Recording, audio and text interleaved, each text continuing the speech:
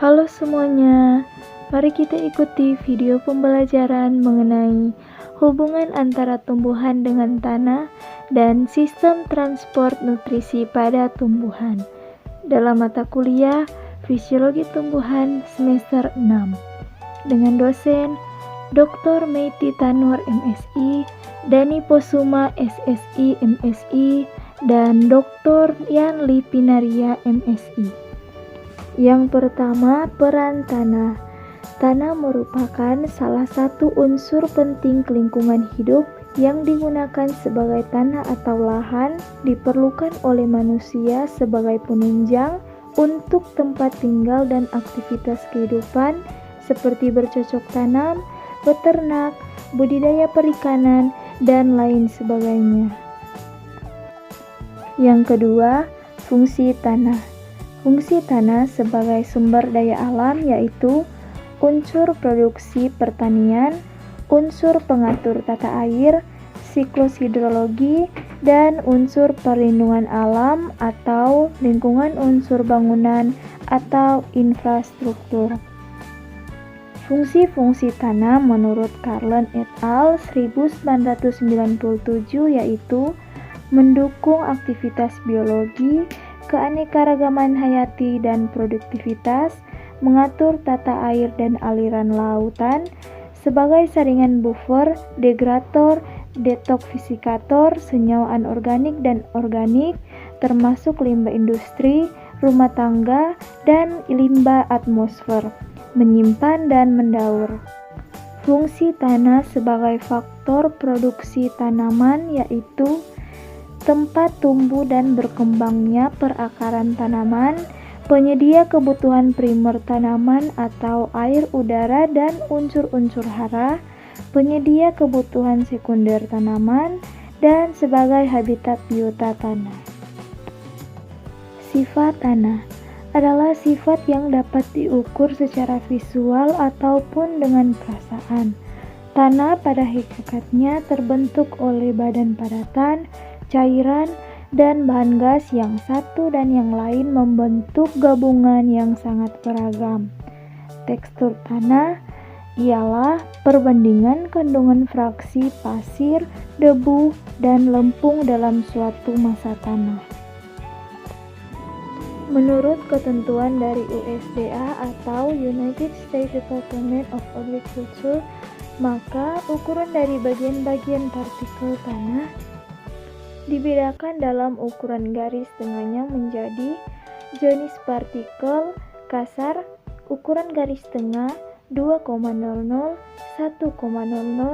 jenis partikel pasir kasar, ukuran garis tengah 1,00, 0,50, jenis partikel pasir sedang, ukuran garis tengah 0,50, 0,25, jenis partikel pasir halus 0,15, 0,10, jenis partikel pasir sangat halus, ukuran garis tengah 0,10, 0,05, jenis partikel debu, ukuran garis tengah 0,05, 0,002, jenis partikel lempung atau liat, ukuran garis tengah lebih kecil dari 0,002. Klasifikasi tekstur tanah. Ketentuan umum tanah pasir. Tanah berstruktur sangat kasar. Klasifikasi tekstur tanah pasir. Ketentuan umum tanah geluh. Tanah berstruktur kasar. Klasifikasi tekstur tanah pasir bergeluh, geluh berpasir halus, geluh berpasir sangat halus, geluh berdebu, debu. Ketentuan umum tanah berstruktur halus. Klasifikasi tekstur tanah geluh berlempung, geluh lempung berpasir, geluh lempung berdebu. Ketentuan umum tanah berlempung. Tanah berlempung sangat halus. Klasifikasi tekstur tanah lempung berpasir, lempung berdebu, lempung. Struktur tanah. Pembentukan struktur tanah. Bahan induk tanah pada dasarnya tidak memiliki struktur, sehingga keadaannya bisa pujal atau butiran lepas, tergantung kepada teksturnya. Peran struktur tanah. Struktur tanah pada lapisan atas sangat penting, artinya bagi dunia pertanian. Stabilitas agregat. Sifat yang penting dalam struktur tanah adalah bagaimanakah partikel tanah tersusun dan membentuk struktur tanah atau agregat, dan tingkat kestabilan struktur atau agregat yang ini terhadap faktor luar yang merusaknya. Porositas tanah. Hal yang sangat penting dalam proses perubahan batuan menjadi tanah adalah lepasnya bahan-bahan sehingga membentuk ruang pori di antara bahan-bahan ini. Ruang pori ini merupakan bagian volume tanah yang diisi oleh udara dan air. Peran ruang pori ini sangat penting bagi pertumbuhan tanaman. Peran tanaman dalam porositas. Perkembangan perakaran tanaman akan mengakibatkan renggangnya volume tanah sehingga meningkatkan jumlah pori makro tanah. Konsistensi tanah adalah kohesivitas daya gabung partikel penyusun tanah. Berdasarkan kandungan airnya, konsistensi tanah dapat dinyatakan dalam tingkat kekerasan hardness, kepadatan firmness, kelenturan plasticity, dan kelekatan stickiness. Dengan demikian, untuk mengukur konsistensi tanah perlu dilakukan pada setiap kondisi kandungan air tanah. Warna tanah. Warna merupakan satu dari sifat tanah yang mudah diamati. Warna tanah merupakan sifat yang penting. Sifat ini erat kaitannya dengan kandungan bahan organik, iklim, drainase, serta mineral yang dikandung oleh tanah. Penentuan warna tanah. Warna tanah dapat ditentukan berdasarkan standar warna yang dibuat oleh sistem Munsell USDA. Berikut gambar warna tanah. Suhu tanah. Nah, suhu tanah ini adalah suhu pada lapisan tanah atau biasanya pada kedalaman 25-30 cm. Peran suhu tanah ini sangat besar bagi tanaman maupun aktivitas jasa drainis tanah. Di samping itu, suhu tanah juga mempengaruhi sifat tanah secara umum, seperti reaksi kimia yang terjadi, tingkat ketersediaan hara, serta sifat lainnya. Suhu tanah sangat ditentukan oleh beberapa faktor antara lain sudut jatuhnya sinar matahari, adanya penutup tanah, warna tanah, kandungan air tanah, serta kedalaman profil. Di dalam tropis, biasanya pengaruh sudut jatuhnya sinar matahari terhadap suhu tanah tidak begitu nyata. Pengaruh ini lebih nyata pada daerah yang memiliki 4 musim. Koloid tanah. Fraksi tanah yang paling penting dalam menentukan sifat kimia tanah adalah koloid tanah, yaitu bahan mineral atau liat maupun organik atau humus yang berukuran sangat halus. Kata koloid berasal dari bahasa Yunani kola yang berarti lem. Ukuran koloid ini kurang dari 1 mikron. Dengan demikian, tidak semua mineral liat termasuk dalam koloid ini karena mineral liat adalah fraksi tanah yang berukuran kurang dari 2 mikron. Halusnya, ukuran koloid tanah ini mengakibatkan koloid memiliki luas permukaan persatuan berat yang sangat besar. Kondisi ini mengakibatkan koloid memiliki sifat adhesi yang sangat tinggi terhadap partikel tanah lain.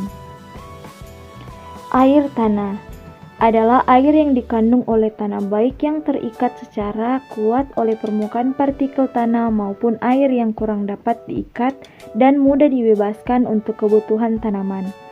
Air yang dikandung oleh tanah sangat besar artinya bagi pertumbuhan tanaman, karena air ini bukan hanya dapat digunakan untuk proses fisiologi tanaman, tetapi air tanah juga mengandung unsur hara yang diperlukan oleh tanaman. Pembagian air tanah. Air hujan yang jatuh ke tanah perlahan-lahan akan mengakibatkan penjenuhan ruang pori tanah. Mula-mula ruang pori mikro, lalu ruang pori yang besar, yaitu makro. Apabila hujan tersebut terhenti, maka lambat laun air ini akan hilang sebagai akibat infiltrasi ke lapisan tanah yang lebih dalam.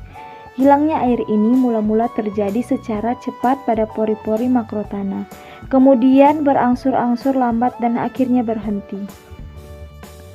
3. Proses ketersediaan unsur hara yang dapat diserap oleh tanah.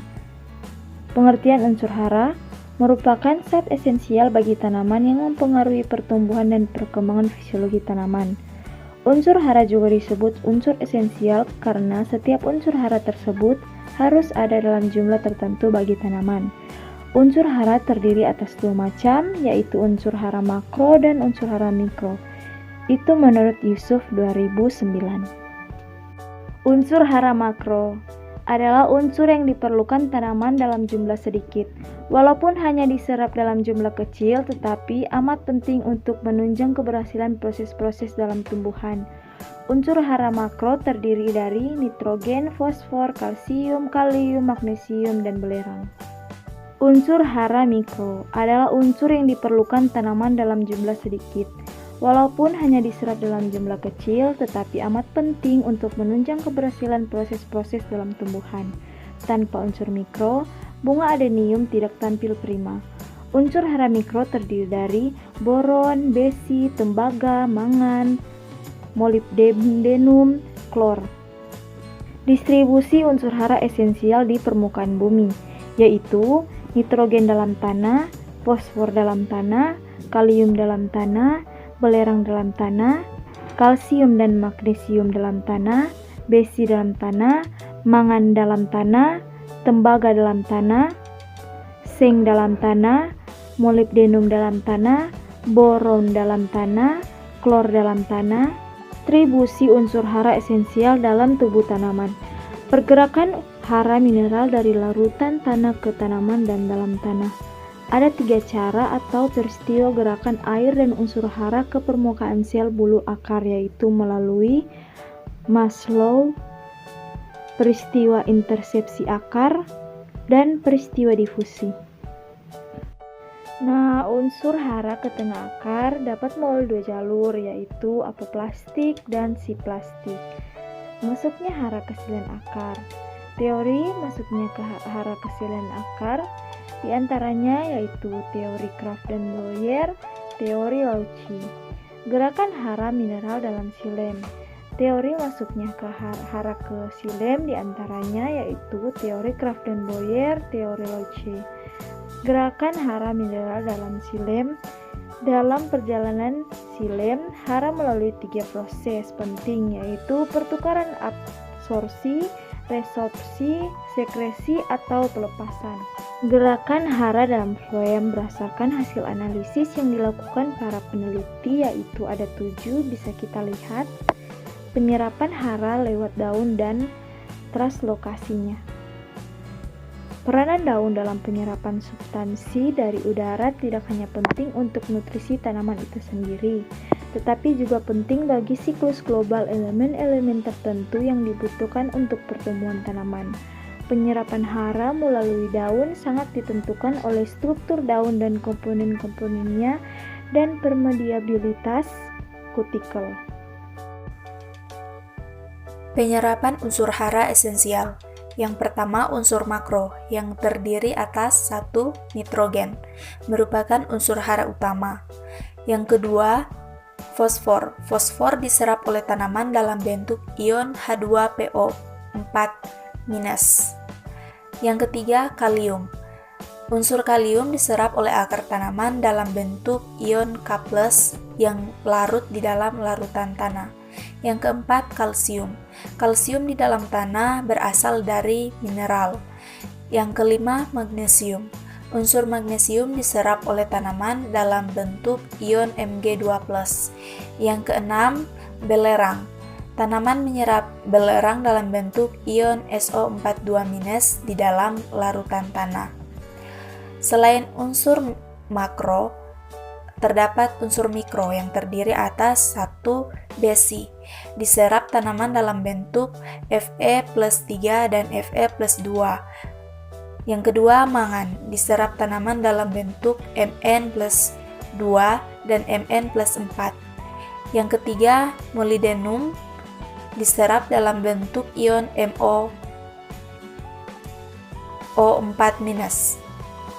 Yang keempat, tembaga yang diserap dalam bentuk ion Cu++ dan mungkin dapat diserap dalam bentuk senyawa kompleks organik, misalnya CuEDTA dan CuDTPA. Dan yang berikut, boron yang diserap tanaman dalam bentuk BaO7 sama dengan 2 H2BO3 minus HBO3 BO3 minus 3. Seng diserap oleh tanaman dalam bentuk ion Zn++, dan dalam tanah alkalis mungkin diserap dalam bentuk monovalen ZnOH+. Klor yang merupakan unsur yang diserap dalam bentuk ion Cl- oleh akar tanaman dan dapat diserap pula berupa gas atau larutan oleh bagian atas tanaman, misalnya daun. Selanjutnya, fungsi unsur hara esensial. Yang pertama, unsur makro. 1. Nitrogen. Merangsang pertumbuhan tanaman secara keseluruhan. Merupakan bagian dari sel tanaman itu sendiri. Untuk sintesa asam amino dan protein dalam tanaman. Merangsang pertumbuhan vegetatif warna hijau seperti daun. Yang kedua, fosfor. Berfungsi untuk pengangkutan energi hasil metabolisme dalam tanaman. Merangsang pembungaan dan pembuahan, merangsang pertumbuhan akar, merangsang pembentukan biji, merangsang pembelahan sel tanaman, dan memperbesar jaringan sel. Yang ketiga, kalium, di mana berfungsi dalam proses fotosintesa, pengangkutan hasil asimilasi, enzim dan mineral termasuk air. Yang kedua, meningkatkan daya tahan atau sistem kekebalan tanaman terhadap penyakit. Yang ketiga, membantu pembentukan protein, karbohidrat, dan gula. Yang berikut, membantu pengangkutan gula dari daun ke jaringan tanaman yang lain. Memperkuat jaringan tanaman. Kemudian, meningkatkan daya tahan terhadap penyakit. Dan yang terakhir, meningkatkan kualitas dan cita rasa biji dan buah. Yang keempat, kalsium. Terdapat pada tanaman yang banyak mengandung protein. Kalsium ada hubungannya dalam bentuk protein atau bagian yang aktif dari tanaman. Kalsium dapat menetralkan asam-asam organik yang dihasilkan pada metabolisme. Kemudian, kalsium juga penting bagi pertumbuhan akar, sama halnya dengan urium. Kalsium dapat menetralkan tanah asam, dapat menguraikan bahan organik, tersedianya pH dalam tanah tergantung pada kalsium. Yang kelima, magnesium, di mana berfungsi membantu pembentukan klorofil, asam amino, vitamin, dan lemak. Berperan dalam transportasi fosfate pada tanaman.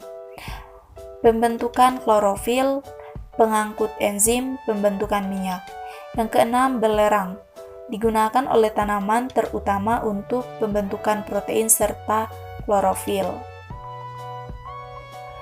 Yang kedua, unsur mikro.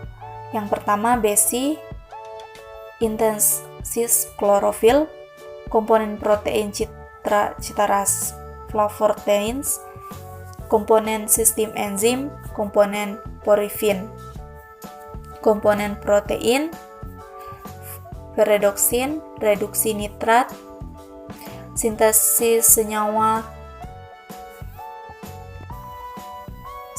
HM, porfirins, pembentuk meristem akar.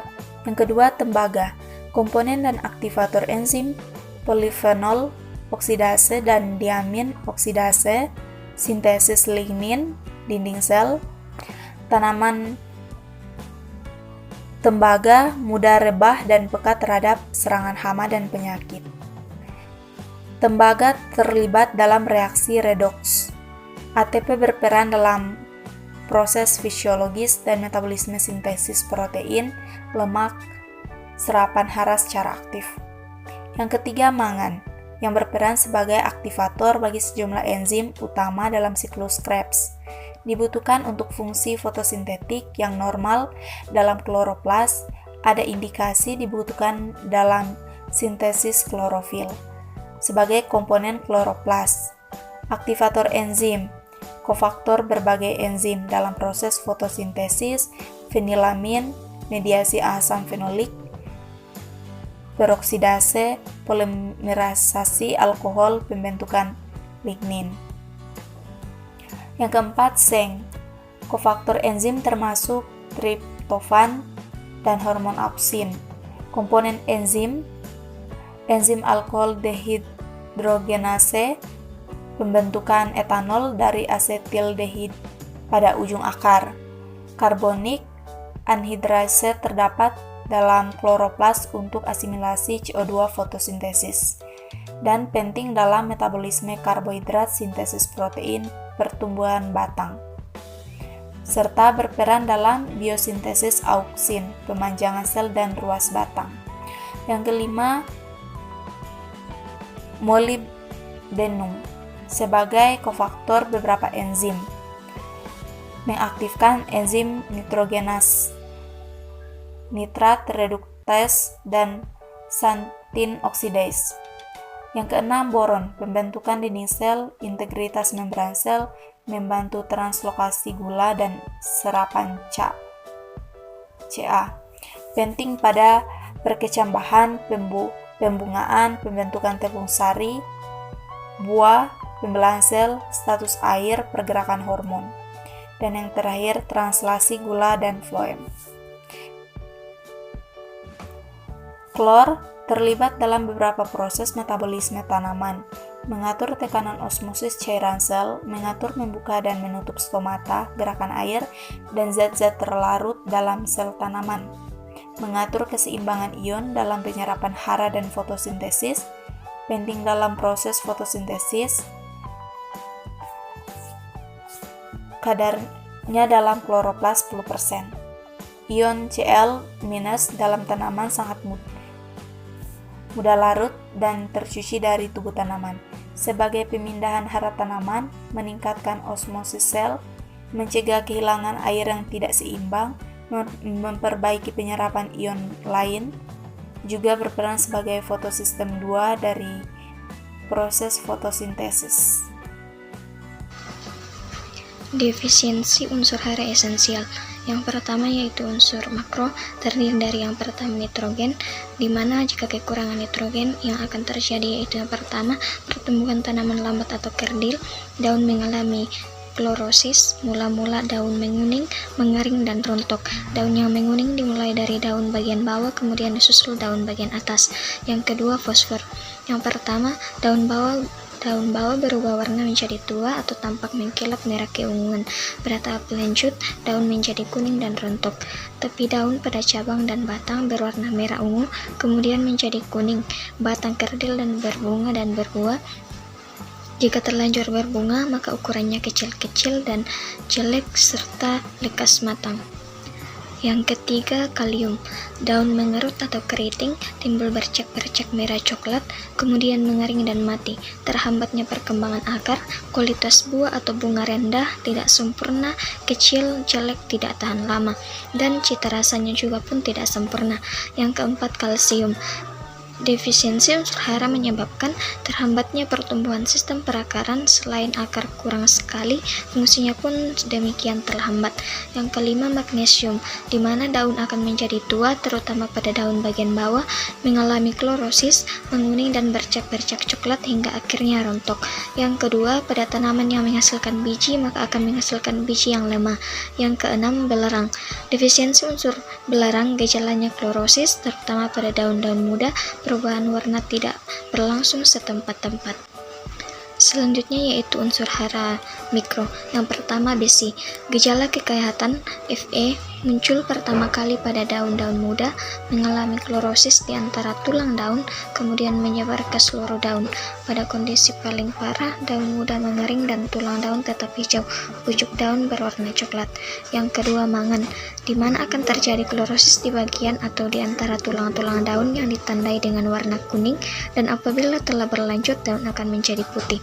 Yang kedua, bagian tulang daun tidak mengalami klorosis, yang artinya tetap berwarna hijau. Daun yang telah mati akan rontok kecuali bagian tulang daun, sehingga daun tanaman kelihatan bergerigi. Yang ketiga, boron. Gejala defisiensi boron menyebabkan pertumbuhan terhambat pada jaringan meristematis atau pucuk akar, mati pucuk atau dibek, mobilitas rendah, buah yang sedang berkembang sangat rentan dan mudah terserang penyakit. Yang keempat, seng.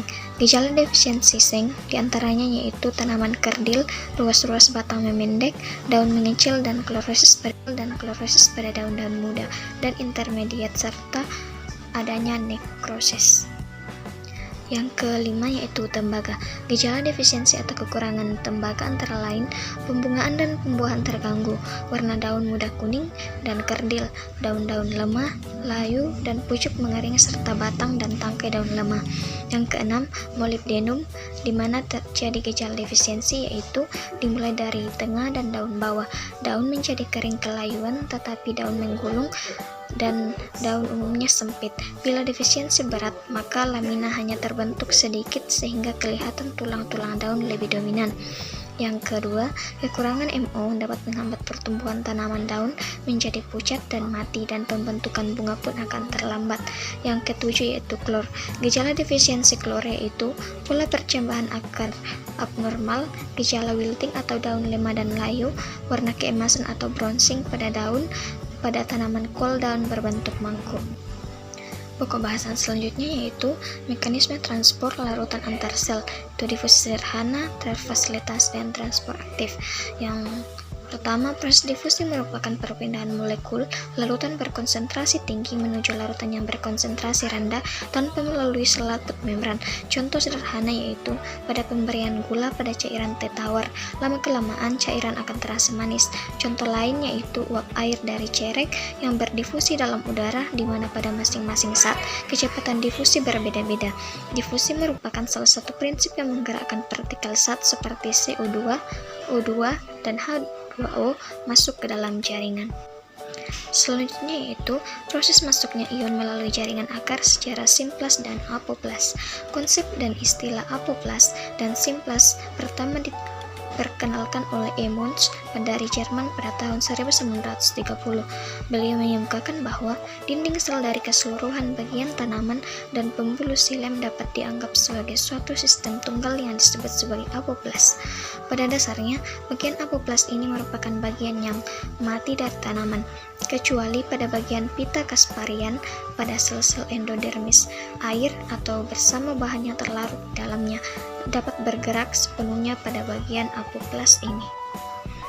Selanjutnya yaitu peran mikroorganisme terhadap efektivitas penyerapan.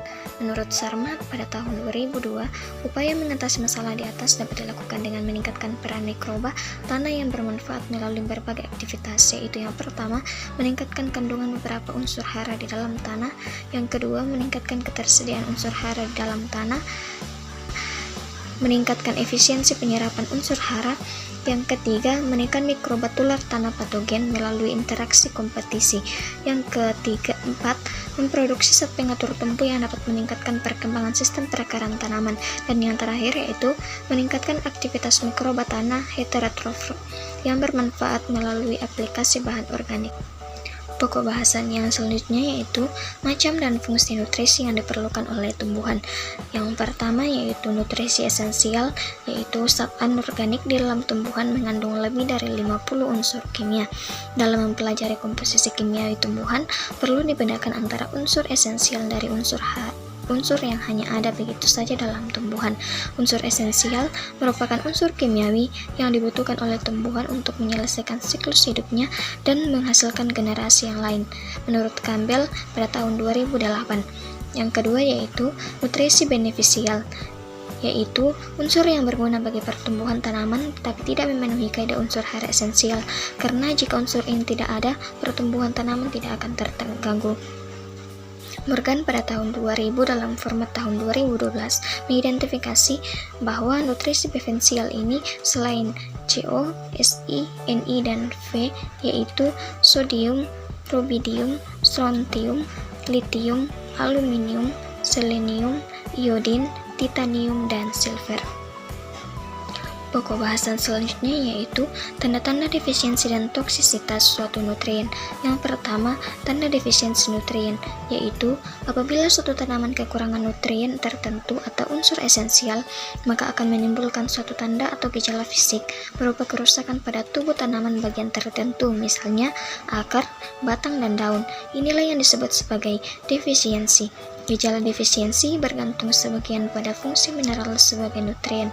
Misalnya, defisiensi magnesium, salah satu komponen klorofil menyebabkan klorosis, yaitu penguningan daun-daun. Pada beberapa kasus, hubungan antara defisiensi mineral dan gejalanya tidak berjalan secara langsung. Yang kedua, tanda toksisitas nutrien. Toksisitas merupakan keadaan yang menandakan adanya efek toksik atau racun dikarenakan keberadaannya pada tanaman melebihi jumlah yang dibutuhkan. Suatu tanaman akan tumbuh dengan subur apabila semua unsur yang dibutuhkan tersedia cukup dan unsur tersebut ada dalam bentuk yang sesuai yang dapat diserap oleh akar tanaman. Namun, apabila pemberiannya terlalu berlebihan, maka akan menimbulkan suatu gejala yang disebut sebagai toksisitas. Pokok bahasan yang terakhir yaitu proses plasmolisis dan pemupukan. Pupuk adalah material yang ditambahkan pada media tanam atau tanaman untuk mencukupi kebutuhan hara yang diperlukan oleh tanaman sehingga mampu berproduksi dengan baik. Material pupuk dapat berupa bahan organik atau non-organik. Pupuk berbeda dari suplemen. Pupuk mengandung bahan baku yang diperlukan pertumbuhan dan perkembangan tanaman, sementara suplemen seperti hormon tumbuhan membantu kelancaran proses metabolisme. Kesimpulan dari pokok bahasan yaitu yang pertama, tanah merupakan salah satu unsur penting lingkungan hidup yang digunakan sebagai tanah atau lahan yang diperlukan oleh manusia sebagai penunjang untuk tempat tinggal dan aktivitas kehidupan seperti bercocok tanam, beternak, budidaya perikanan, dan lain sebagainya.